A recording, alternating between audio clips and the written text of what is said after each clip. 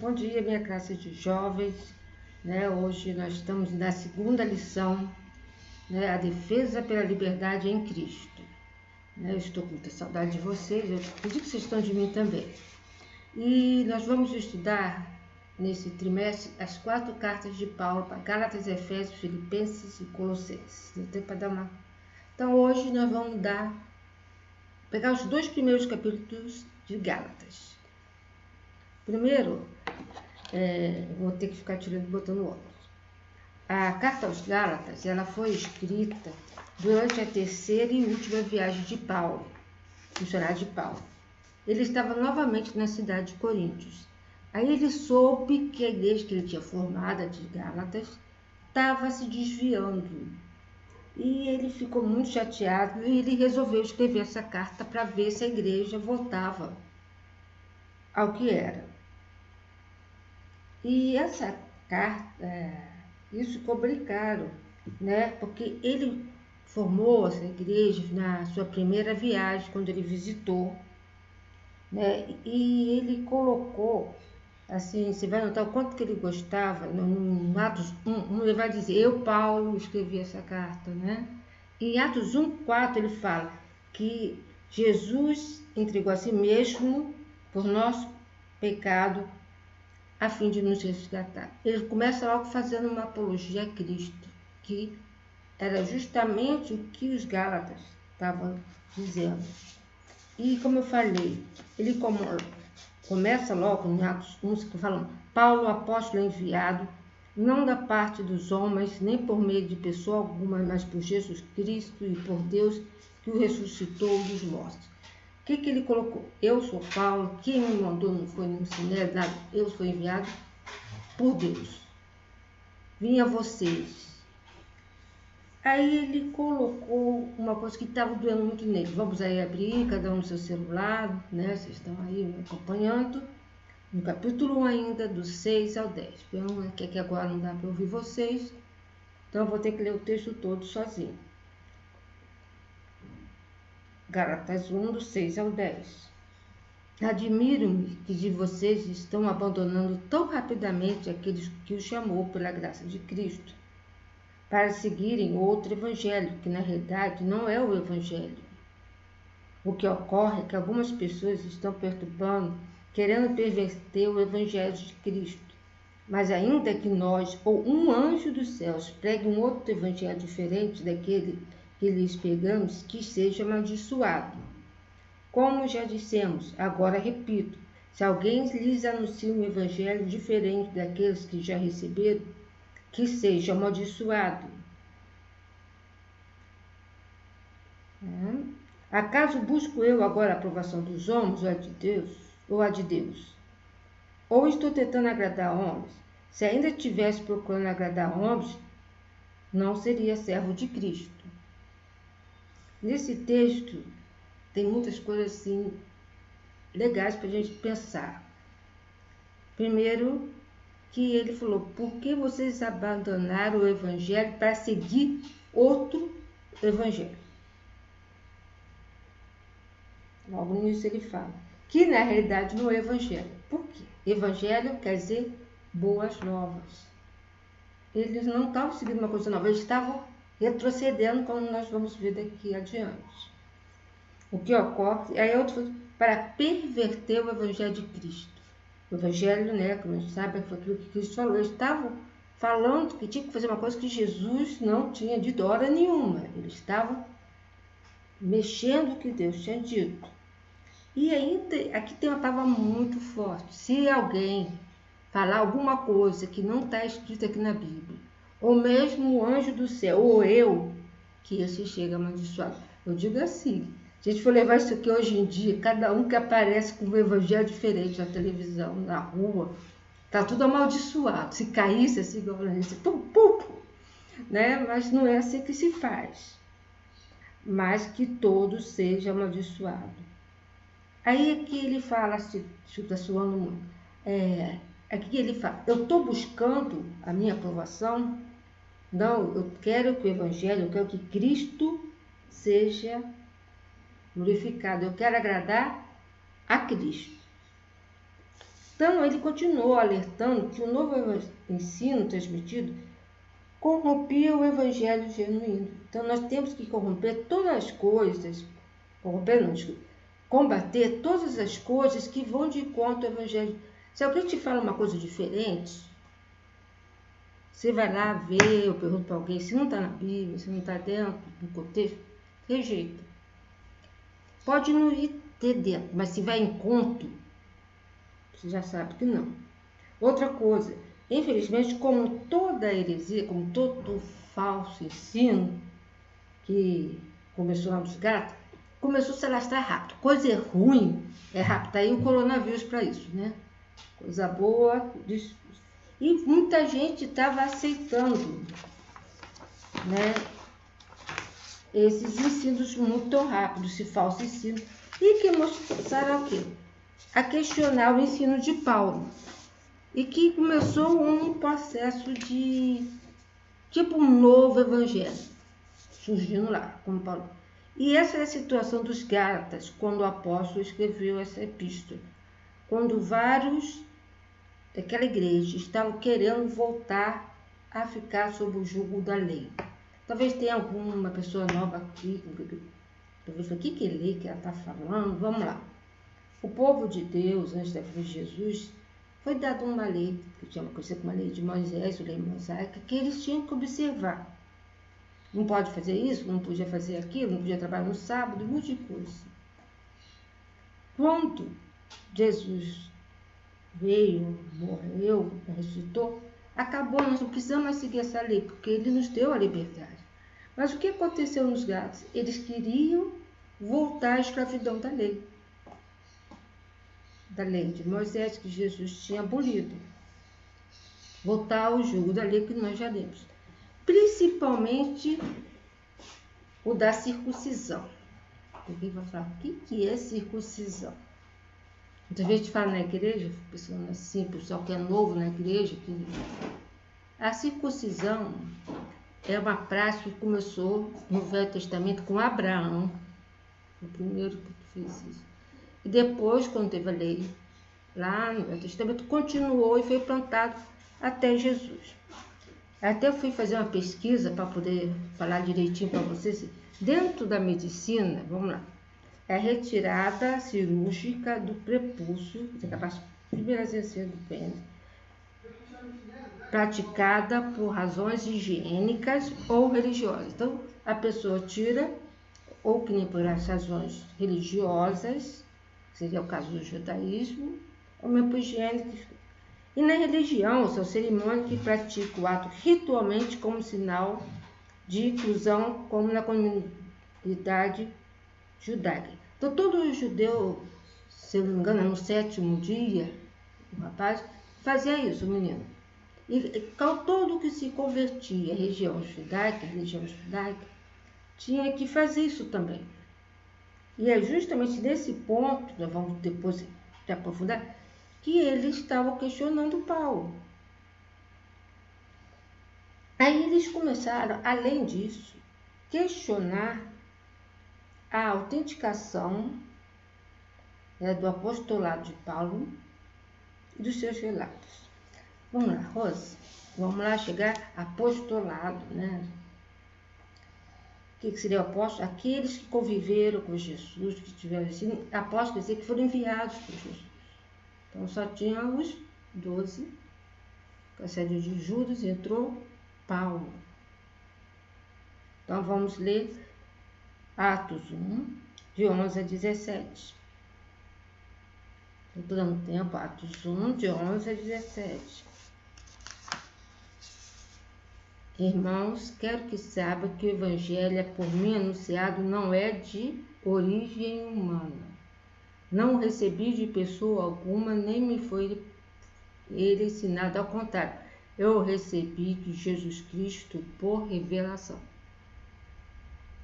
Vocês ouviram qual foi o meu procedimento no judaísmo, como perseguia com violência a igreja de Cristo, procurando destruí-la. No judaísmo, eu superava a maioria dos judeus da minha idade e era extremamente zeloso das tradições dos meus antepassados. Mas Deus me separou desde o ventre materno e me chamou por sua graça, quando lhe agradou revelar o seu Filho em mim, para que eu anunciasse entre os gentis. Não consultei pessoa alguma. Tampouco subi a Jerusalém para ver os apóstolos antes de mim, mas de imediato parti para a Arábia e voltei outra vez para Damasco. O que está dizendo? Alguns vão lembrar que Paulo, ele teve um encontro diretamente com Jesus na estrada de Damasco, que tem musiquinha, que os seus olhos foram abertos, eles ficaram cegos, ele caiu, e ele ouviu a voz de Jesus: Paulo, Paulo, por que me persegues, né? Nesse sentido. E ali ele teve um encontro e foi depois parar de estudar, porque ele era muito conhecedor das doutrinas judaicas. E ele queria conhecer a Bíblia, a palavra de Deus, conhecer Deus, Jesus. Porque ele era tão, assim, teria nesse, que aqui nós estamos estudando 2 capítulos, só que eu só estou separando alguns versículos. Num desses versículos, vai falar assim, que eu não li, se vocês leram todo, que ele perseguiu, pediu autorização para perseguir Estevão, estava lá junto, segurando a capa, ele estava indo para perseguir, então ele conhecia. Mas ele também, vocês notaram que aqui Deus o separou desde o ventre materno. Qual foi o outro personagem bíblico que também fala que foi escolhido desde o ventre materno? Jeremias, o profeta chorão. Está lá em Jeremias 1:5. Antes de formá-lo no ventre da minha mãe, eu o escolhi. Antes de você nascer, eu o separei, eu designei profetas das nações. Então, Deus separa. Muitas vezes a pessoa só vai ter encontros depois como adulto, mas Deus separa com as pessoas que Ele quer que sejam líderes para Ele, que saia para pregando o evangelho dele. Paulo viajou e conheceu os apóstolos e outros cristãos e logo falou da liberdade da circuncisão. Logo que ele conheceu, ele foi falando isso. Vamos ver no capítulo 2, de 1 a 6. Eu gosto de ler na Bíblia, porque vocês têm que aprender da palavra. A função aqui do professor é só tirar algumas dúvidas e orientar, apenas que eu não posso ouvir vocês. Então, vamos lá, capítulo 2, versículos de 1 a 6. 14 anos depois, subi novamente a Jerusalém. 14 anos depois daquela visão que ele teve na estrada de Damasco. Tá? Dessa vez com Barnabé, levando também Tito comigo. Fui para lá por causa de uma revelação e expus diante deles o evangelho que prego entre os gentios, fazendo-o, porém, em particular, aos que pareciam mais influentes, para não correr ou ter corrido inutilmente. Mas nem mesmo Tito, que estava comigo, foi obrigado a circuncidar-se, apesar de ser grego. Essa questão foi levantada porque alguns falsos irmãos infiltraram-se em nosso meio para espionar a liberdade que temos em Cristo Jesus e nos reduzir à escravidão. Não nos submetemos a eles nem por um instante, para que a verdade do Evangelho permaneça com vocês. Quanto aos que parecem influentes e que eram, então não faz diferença para mim. Deus não julga pela aparência. Tais homens influentes não me acrescentaram em nada. O que podemos tirar dessa parte? Paulo, depois de 14 anos, coloquei, ele já tinha ido pregar os gentios. Qual a diferença disso? Vamos pensar como era o mundo antigo. Os judeus eram o povo escolhido, só tudo eram os judeus. Vocês concordam? Depois que Jesus veio, que abriu para as mulheres, né? Ainda bem, e para os gentios. O que é gentios? Talvez alguém não saiba. É aquele que não nasceu do povo judeu, como nós. Então, Paulo aqui mesmo começa a falar, eu pregava para os gentios. E aí fui com os grupos, fui falar com eles do que eu tinha feito. E levei comigo o Tito. E não obriguei ele a circuncidar-se, mesmo ele sendo grego. Porque Paulo já tinha entendido. É um novo evangelho, é um novo tempo. Mas muitos ali ainda estavam... E tinha uns falsos irmãos infiltrados ali para espionar e ficar falando. É aqueles falsos irmãos, porque tem muita gente na igreja que está ali, mas depois vai descobrir, já para o inferno. Fica ali só para fazer fofoca, fazer intriga. Isso desde aquela época tinha. E tinha ali os falsos irmãos que estavam ali para atormentar. Você se diz apóstolo, mas por que você não forçou ele a circuncidar? Por que você conversa com gentil? Só para judeu. Por que você... Então, eles já estavam ali atazanando. Então, eles, nem por instante, eles foram amigos de Paulo. E Paulo diz, eles queriam reduzir a escravidão à liberdade que nós temos em Cristo. Então, faça isso, faça aquilo. Você já entrou num lugar que você só tem que fazer norma? Quanto aos que pareciam influentes, e não era para mim, porque Deus não julga pela aparência.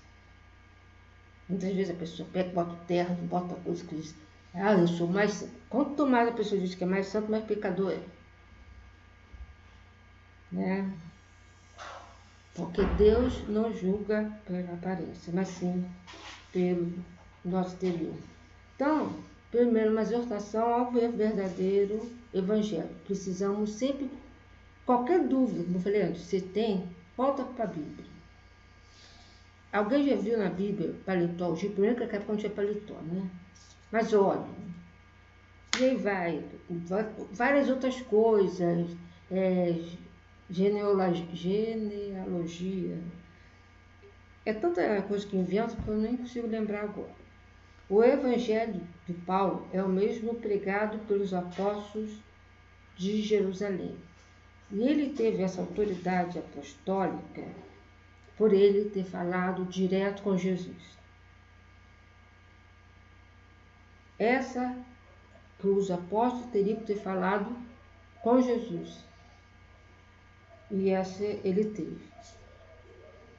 E esses falsos mestres ensinavam aos gados que a fé em Cristo não era o suficiente, mas deviam praticar a circuncisão. Porque o que era a circuncisão? Você está entrando no povo judaico. Então não adiantava eu crer em Jesus para me salvar, eu tenho que fazer um ato desse. Para que então que Jesus veio? Então, daí em diante, Paulo vai ser enfático, não vou ver alguns versículos bem claros, que sobre a salvação. Nós temos várias formas que as pessoas que veem salvação, de estudar salvação, vários grupos, várias denominações, e várias pessoas têm dentro da nossa igreja que pensam diferente. E eu acho esse do capítulo 2 muito bom, porque ele dá assim, alguns versículos muito chaves, que várias pessoas sabem de cor, e seria legal que eles também decorassem isso. Tá? Vamos ver aqui que Paulo foi enfático a afirmar que a salvação é um dom gratuito de Deus. Ele usa esse termo, dom. Dom, aqui não está no termo igual aptidão. Aqui, dom quer dizer que presente. A salvação é um presente gratuito, grátis de Deus. Quer dizer, você não pode comprar salvação. Até você lendo as palavras de Cristo, você vai notar isso em duas palavras bem claro, essa questão de pessoas que quiseram comprar a salvação, não conseguiram. E todo o processo da salvação, que foi de mandar Jesus ter morrido, foi a ele. A nossa participação humana, qual é? É crer, é ter a fé, que é uma coisa muito difícil, que é crer no invisível,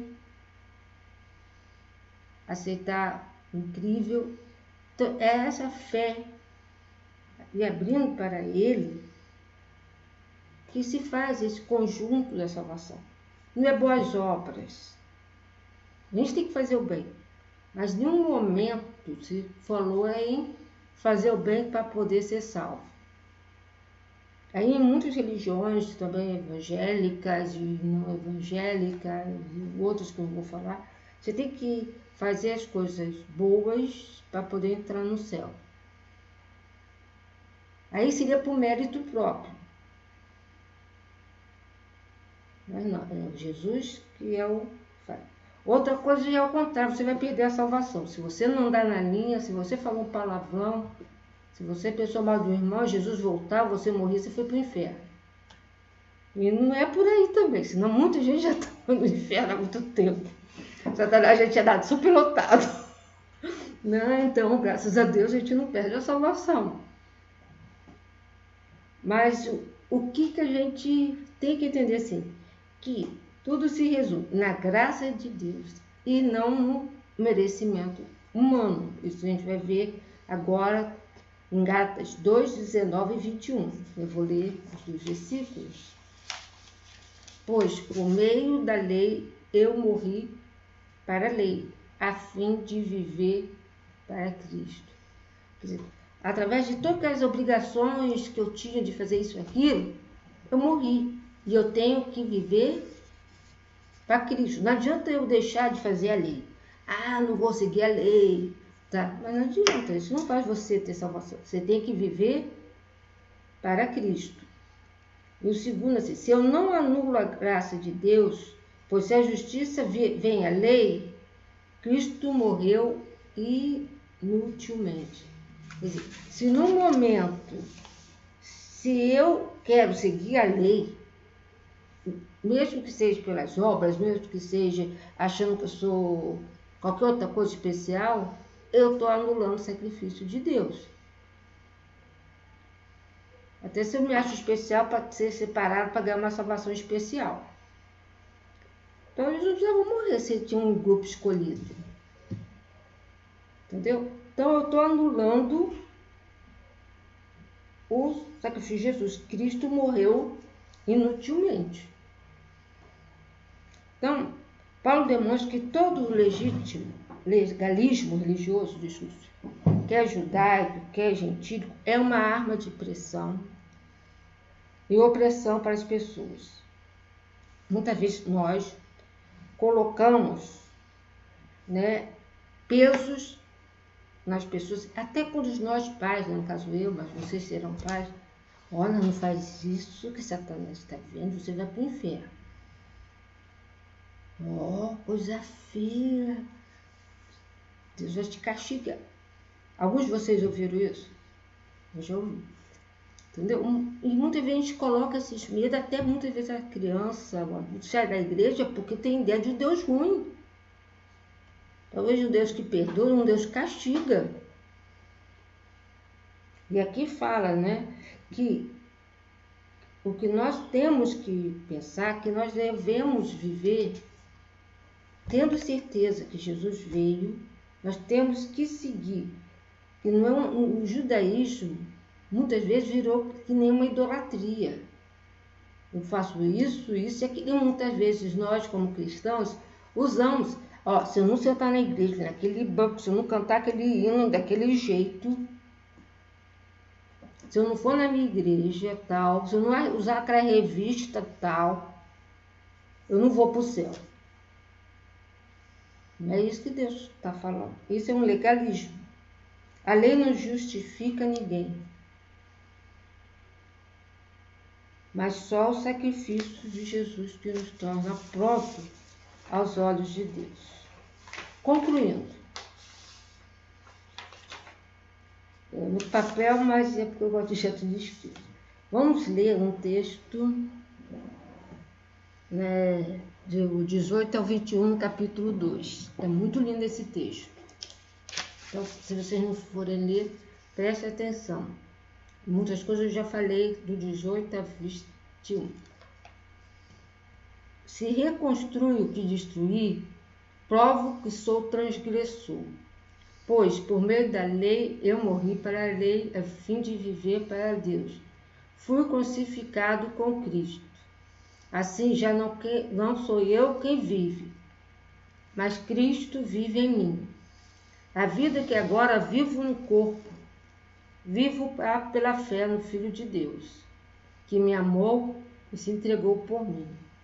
Não anulo a graça de Deus, pois se a justiça vem pela lei, Cristo morreu inutilmente. Esse é um dos textos mais lindos, né? Se eu fico ainda querendo viver pela lei, como eu já falei antes, Cristo viveu inutilmente, pois eu estou crucificado e Cristo vive em mim e vivo pela fé. Na revista que vocês vão receber, vão receber um dia, né? Vou até aproveitar que seu irmão Marcos Veríssimo estiver assistindo. Olha aí, irmão, é com você que é o diretor de educação religiosa. Beleza? Vamos ler aqui na revista, tem pegando esses versículos, ele botou várias frases que eu achei muito legal e vou ler para a conclusão nossa. O Evangelho de Cristo diz que meus esforços em reconstruir a vida com Deus são inúteis, e isso me faz transgressor. Versículo 18. O Evangelho de Cristo diz que estou vivo para Deus, apesar da lei dizer que sou transgressor e estou morto. Versículo 19. O Evangelho de Cristo diz que eu já estou crucificado com Cristo, e Cristo vive em mim. Versículo 20. O Evangelho de Cristo diz que eu devo viver pela fé em Cristo, não eu, meus méritos e recursos próprios. Versículo 20. O Evangelho de Cristo diz que Ele me ama, e seu amor é o que muda toda e qualquer perspectiva de vida. Versículo 20. O Evangelho de Cristo diz que Ele se entregou por mim, o santo pelo pecador, o imortal pelo mortal, o divino pelo humano. Versículo 20. E terminando, o Evangelho de Cristo diz que só a graça nos leva a Deus. E só houver meritocracia, todo o sacrifício de Jesus foi em vão. Versículo 21. Que Deus nos abençoe. Amém.